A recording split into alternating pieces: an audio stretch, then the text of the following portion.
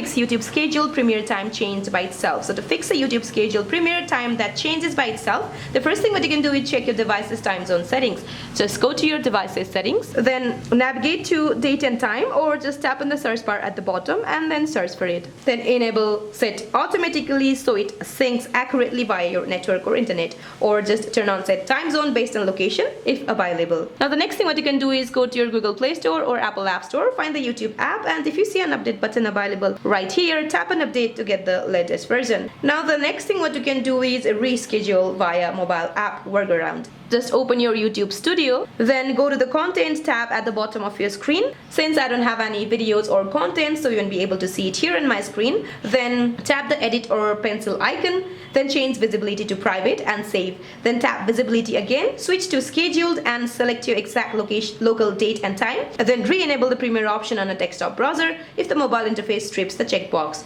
So that's it for this video, guys. I hope this video is helpful. Please don't forget to like and subscribe. See you in my next video.